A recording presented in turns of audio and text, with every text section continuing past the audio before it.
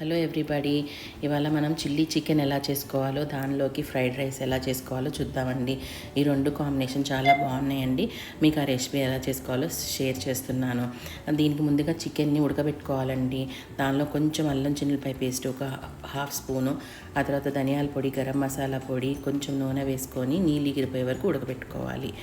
ఈ ఉడికే టైంలో మనం కొన్ని గార్లిక్ని తీసుకొని వాటిని ఎలా పీల్ చేసుకోవాలో చూద్దాము. నేను ఇన్ని తీసుకున్నానండి గార్లిక్, వాటిని పీల్ చేసుకుంటున్నాను ఆ ఫ్రైడ్ రైస్లో కోసమను. చికెన్లోకి, చిల్లీ చికెన్లోకి ముందుగా దాన్ని ఒక వెల్లుల్లిపాయ రెబ్బ తీసుకొని ప్లేట్కి ప్రెస్ చేస్తే మొదట్లో మనకి తొక్క విచ్చుకుపోతుందండి, దానిపైన ఉన్న పొట్టు. అప్పుడు మనం కూరతో ఈజీగా అనేస్తే ఈజీగా పీల్ ఆఫ్ అయిపోతుంది. ఇది ఒక టెక్నిక్ అండి. నేను ఇది చిన్నప్పుడు మా తాతయ్య దగ్గర నేర్చుకున్నాను. ఇట్లా చేసుకుంటే మనం ఎన్నైనా తొందరగా తీసుకోవచ్చు. అట్లానే ఇప్పుడు మనం చిల్లీ చికెన్లోకి చిల్లీస్ని, మళ్ళీ ఫ్రైడ్ రైస్లోకి కూడా చిల్లీ పేస్ట్ కోసం చిల్లీస్ని పేస్ట్ చేసుకుందామండి. చిల్లీ చికెన్లోకి అయితే నేను కొత్తిమీర కూడా వేసుకొని పచ్చిమిరపకాయలతో పాటు పేస్ట్ చేసుకొని పెట్టుకున్నాను. అదే రైస్ని కూడా నేను ఉడకపెట్టుకున్నానండి. ఇక్కడ బాస్మతి రైస్ తీసుకుని దానిలో షాజీరా అవన్నీ వేసి ఉడకబెట్టానండి. ఆ తర్వాత చికెన్ కూడా ఉడికితే ఇలా ఉంటుందండి, డ్రైగా, మనకి నీళ్ళు లేకుండా ఉడకబెట్టుకోవాలి. ఇప్పుడు మనము ఉల్లిపాయలు, అల్లం వెల్లుల్లి రెబ్బల్ని కోసుకొని, పచ్చిమిరపకాయలు చీలికలు చేసుకొని, నా దగ్గర స్ప్రింగ్ ఆనియన్స్, కొత్తిమీర ఉంటే కూడా తరుక్కొని పెట్టుకున్నాను. ఇప్పుడు ఒక 2 ప్యాన్స్ పెట్టుకున్నానండి. ఒకటి చిల్లీ చికెన్ కోసం, ఒకటి ఫ్రైడ్ రైస్ కోసం పెట్టుకొని దానిలో రెండిట్లో ఒక చిల్లీ చికెన్కి ఏమో 1.5 టేబుల్ స్పూను, ఫ్రైడ్ రైస్కి ఏమో ఒక 2 టేబుల్ స్పూన్స్ నూనె వేసుకొని ఆ నూనెను వేడి చేసుకుంటున్నాను. ఈ చిల్లీ చికెన్లో నూనె వేడైన తర్వాత మనం కొన్ని వెల్లుల్లి రెబ్బల్ని వేసుకొని వేయించుకుందామండి. అలా కొన్ని వెల్లుల్లి రెబ్బలుగా వేస్తేనే బాగుంటుంది. అందుకోసమని నేను కొంచెం వెల్లుల్లి రెబ్బల్ని వేసుకున్నాను. మనం ఇలా చేసుకుంటే చాలా ఈజీగా, చాలా చక్కగా ఉంటుందండి. ఈ చిల్లీ చికెన్ చాలా చాలా టేస్టీగా ఉంటుంది. మీరందరూ కూడా చేసుకుంటారని నేను మీకు షేర్ చేస్తున్నాను. ఇది చాలా ఈజీ రెసిపీ అండి. ఆల్రెడీ నా వీడియో ఉంటుంది చిల్లీ చికెన్, దాంతోపాటు ఇప్పుడు ఫ్రైడ్ రైస్ కూడా చేస్తున్నాను కాబట్టి షేర్ చేస్తున్నాను. అట్లాగా వేగినాక ఒకసారి కలుపుకొని ఇప్పుడు మనం దాంట్లో ఏంటంటే కొంచెం చిన్నులపాయలు వేగిన తర్వాత మనం ఉల్లిపాయలు కొంచెం అలా నలిపి వేసుకుంటే విడిపోయి చక్కగా అన్నీ బాగా వేగుతాయండి. ఇక్కడ మనకి ఉల్లిపాయలు ఎర్రగా వేగాల్సిన అవసరం లేదండి, కొంచెం వేగితే చాలన్నమాట. ఈ వేగుతున్నప్పుడే మనం పచ్చిమిరపకాయలని స్లిట్స్గా చేసుకున్నాం కదా, దాన్ని వేసుకున్నాం. చాలా పొడవుగా ఉన్నాయండి పచ్చిమిరపకాయలు, అందుకోసం నేను మధ్యలో కూడా కట్ చేశాను. మీకు చిన్నగా ఉంటే ఒకటిగా పొడవుగా చీల్చి వేసేసుకుంటే సరిపోతుందండి. ఇట్లా వేగుతూ ఉంటాయి. ఈ వేగేలోపు మనం ఇప్పుడు ఫ్రైడ్ రైస్కి నూనె వేడైందండి. దాంట్లో వెల్లుల్లిపాయలని నేను సన్నగా ముక్కలుగా చేసుకున్నాను కదా, వాటిని వేసుకుంటున్నానండి. వేసుకొని ఇక్కడ ఇది సిమ్లో పెట్టుకొని వెల్లుల్లిపాయలని ఫ్రై చేసుకుంటాను. అప్పుడు మనకు ఆ ఫ్రై చేసుకుంటే నేను వేసిన ఆయిల్లోకి ఆ వెల్లుల్లిపాయల ఫ్లేవరు బాగా ఇముడుతుందండి, బాగా డిజాల్వ్ అవుతుంది. అప్పుడు చాలా చక్కగా ఫ్లేవర్ఫుల్గా అవుతుంది రైస్. అందుకోసమని ఇది సిమ్లో పెట్టుకొని మనం వెల్లుల్లిపాయల్ని వేయించుకుందాం నూనెలో. ఇప్పుడు మళ్ళీ చిల్లీ చికెన్ వైపుకి వస్తే పచ్చిమిరపకాయలు, ఉల్లిపాయలు ఇంతలా వేగితే సరిపోతుందండి. మరీ బ్రౌన్ కలర్లో అవసరం లేదు. ఇట్లా వేగిన దాంట్లో మనం ఏం చేద్దామంటే పచ్చిమిరపకాయ, మనం కొత్తిమీర వేసుకొని పేస్ట్ చేసుకున్నాం కదా, ఆ పేస్ట్ని వేసుకొని కొంచెం ఆ పేస్ట్ పచ్చివాసన పోయే వరకు ఉడకబెట్టుకోవాలండి. మరీ చేసుకోకూడదు, జాగ్రత్తగా మీడియం ఫ్లేమ్లో పెట్టుకొని పచ్చివాసన పోయే వరకు వేయించుకోవాలి. అలా వేయించుకున్నప్పుడు మనకి నూనె కొంచెం బయటకు వచ్చేస్తుంది. అది వేగిన తర్వాత మనం డ్రై చేసుకొని పెట్టుకున్నాం కదండి, చికెన్ని ముందరగా ఉడకబెట్టుకున్నాం కదా, నీళ్ళు పూర్తిగా డ్రై అయిపోయేదాకా ఆ చికెన్ని మనం ఈ ఫ్రైడ్ రైస్లో వేసేసుకోవాలి. ఈలోపు నేను పక్కన నా చిల్లీ చికెన్కి వెల్లుల్లిపాయ రెబ్బలు కూడా, చిల్లీ చికెన్ ఇక్కడ చికెన్ చేస్తూ పక్కన ఫ్రైడ్ రైస్ కూడా చేస్తున్నాను కదండి, దానిది ఎలా అవుతుందో కూడా చూస్తూనే ఉన్నాను. ఇదిగోండి చికెన్ మనం ఇట్లాగా చక్కగా వండుకొని పెట్టుకోవాలి. నేను ఉప్పు కూడా అన్నీ వేసేసాను కాబట్టి ఉప్పు చికెన్లో సరిపోనా ఉందండి. అందుకోసమని నేను ఇక్కడేం ఉప్పు వేయట్లేదు. మీకు కావాలనుకుంటే ఎప్పుడైనా ఉప్పు వేసుకోవచ్చు. సో ఉప్పు వేసుకొని ఉడకబెట్టుకుంటేనే చికెన్, ఉప్పు, పసుపు, కొంచెం కారం, కొంచెం వెల్లుల్లిపాయ పేస్ట్, కొంచెం ఇవన్నీ వేసి ఉడకబెట్టారండి ఆ చికెన్ని నేను నూనె వేసి కొంచెం. ఇప్పుడు దీంట్లో వేసేస్తున్నాను. ధనియాల పొడి, కొంచెం గరం మసాలా పొడి, అన్నీ పావు టీ స్పూనే వేసానండి. ఎక్కువ వేయగా అవసరం లేదు ఈ చిల్లీ చికెన్ కోసం. మసాలాలు వేసి ఉడకబెట్టుకున్నాను కదా, అది దానిలో వేసాను. అది వేగుతూ ఉంటుంది. ఈలోపు ఇక్కడ వెల్లుల్లి రెబ్బలు వేగినాయండి, చూసారు కదా. ఇంక ఇప్పుడు ఉల్లిపాయలు వేసుకుంటున్నాను. ఇది చాలా సింపుల్గా చేస్తున్న ఫ్రైడ్ రైస్ అండి. ఎక్కువ వెజిటబుల్స్ ఏమీ లేవు, వేయట్లేదు నేను, ఎందుకంటే చికెన్ ఉంది కదా సరిపోతుందని చెప్పి. ఉల్లిపాయలు వేసి ఉల్లిపాయలు వేగుతున్నాయండి. ఇప్పుడు ఒకసారి మళ్ళీ వచ్చి మళ్ళీ చిల్లీ చికెన్ని చూస్తున్నాను. చిల్లీ చికెన్ కూడా కొంచెం వేగిందండి, చూసారు కదా. అలాగా మనం వేసిన పేస్ట్ కూడా ముక్కలకి బాగా పట్టేసింది. ఇప్పుడు మనం దీన్ని కొంచెం మూత పెట్టేసి వదిలేసామంటే ఆ ఫ్లేవర్స్ అన్నీ ఒకదానికొకటి కరెక్ట్గా కలిసిపోయి చక్కగా బాగుంటుందండి. ఇట్లా మనం ఎప్పుడైనా మూత పెట్టేసేయాలండి, వెంటనే డిష్ అవుట్ చేసుకొని సర్వ్ చేసుకోకూడదు, కొంచెం సేపు వెయిట్ చేయాలి. నేను పొయ్యి ఆపేసేసి మూత పెట్టి కాసేపు వెయిట్ చేశాను, ఆ తర్వాతనే డిష్ అవుట్ చేశానండి. ఇప్పుడు మనకి ఉల్లిపాయలు కూడా ఇక్కడ శుభ్రంగా వేగిపోయినాయండి.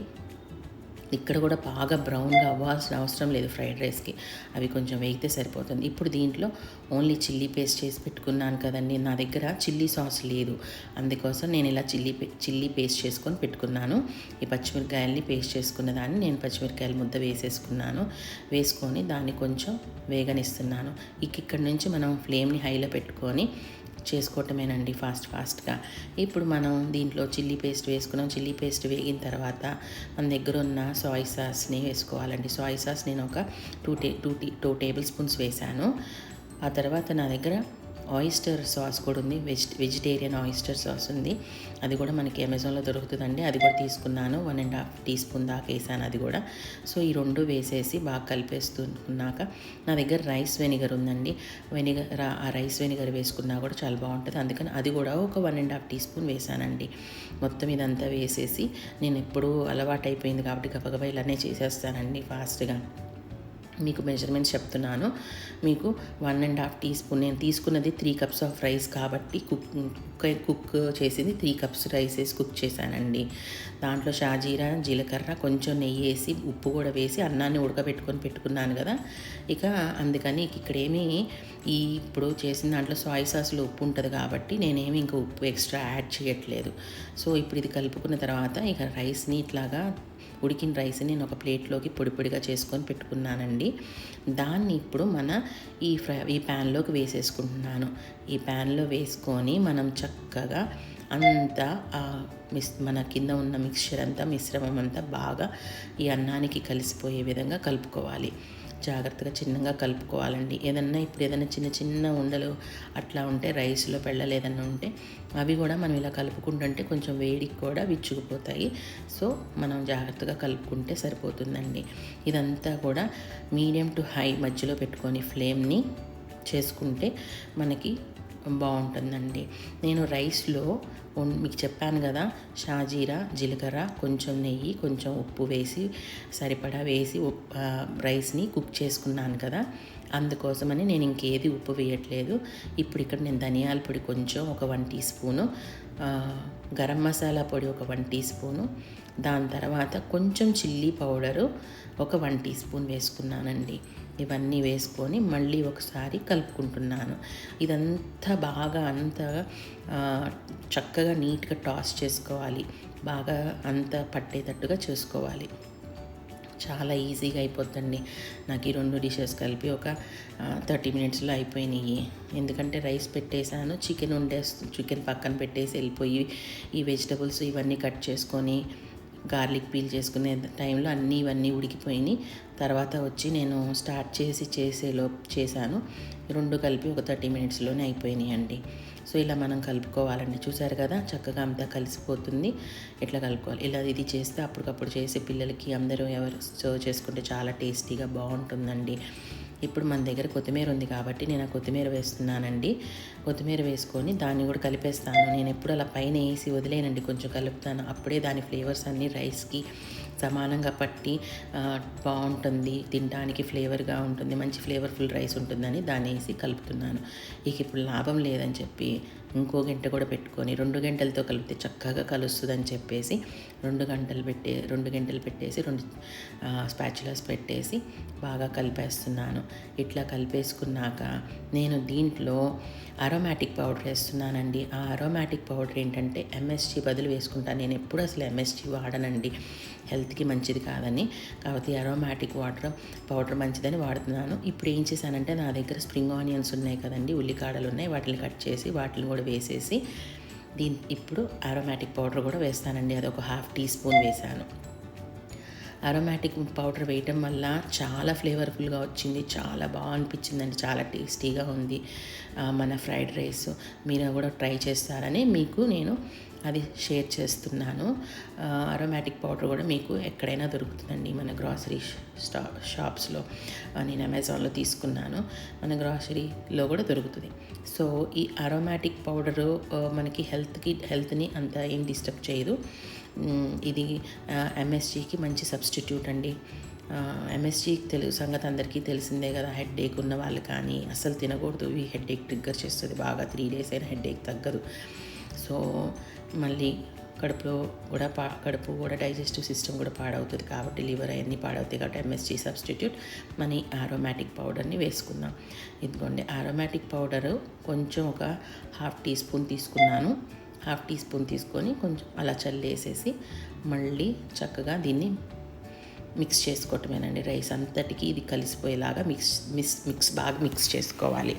ఎంత చక్కగా కలుపుకుంటే మనకు అంత చక్కగా టేస్టీగా ప్రతి రైస్ గ్రెయిన్ టేస్టీగా ఉంటుంది. నేను ఇలా కలిపేటప్పుడు ఇందాకేమో 2 స్పాచులాస్తో కలిపాను, సరిపోయిందని చెప్పి ఇప్పుడు మళ్ళీ ఓన్లీ 1 గంటతోనే కలుపుతున్నానండి.